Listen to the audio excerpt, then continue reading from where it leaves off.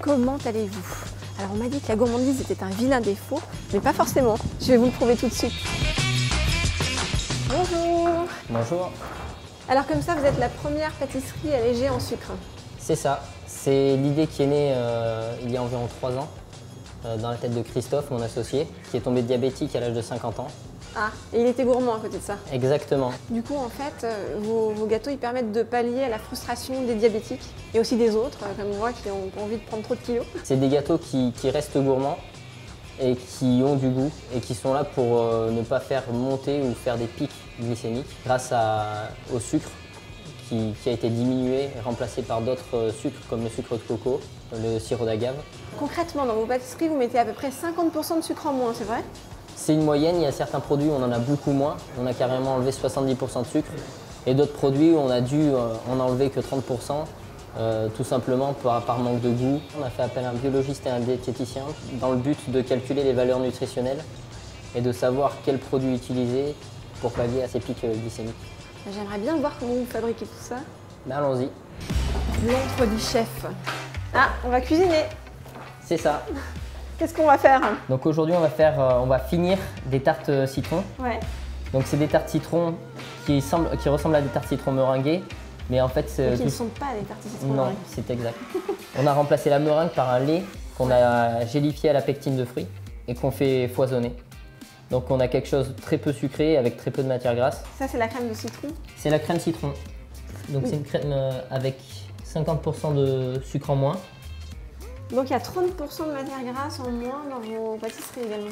Oui, c'est à peu près ça. Donc on a enlevé du beurre.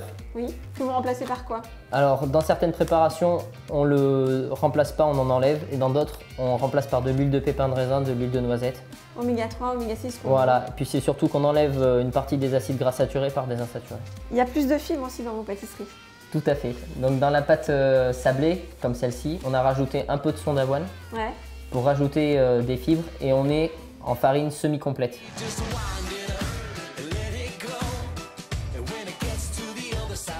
Je vous fais le dernier? Allez-y. C'est pas mal. Faut dire que celle-là, je l'aurais faite, alors j'ai le droit d'y goûter? Exactement. Et c'est quoi qu'on a mis dessus d'ailleurs? C'est du chocolat blanc. Sans sucre. Donc, chocolat blanc sans sucre. Oui, au maltitol. Moi ça.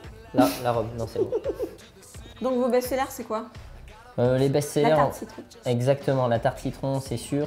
Un gâteau au chocolat, le petit choc qu'on fait en haut. Et le Manhattan, un gâteau châtaigne mandarine.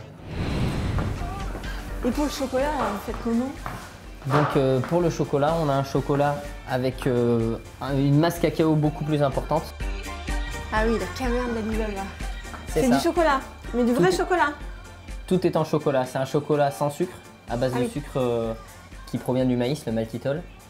Et on a un taux de sucre très faible de environ 25%. Le reste, c'est une masse cacao. Donc c'est un chocolat avec un fort goût en cacao. À l'origine, c'est un projet pour les personnes diabétiques et en fait, on se rend compte que ça touche beaucoup plus de monde. 3 millions de personnes diabétiques en France. C'est ça. Et on se rend compte que ça touche les familles diabétiques, les personnes soucieuses de leur santé. Chez vous, on a le plaisir sans les effets secondaires, c'est ce que j'ai compris. Donc si c'est bon pour la santé, moi on reprend. Et puis nous, on se retrouve très vite pour les prochaines bonnes adresses.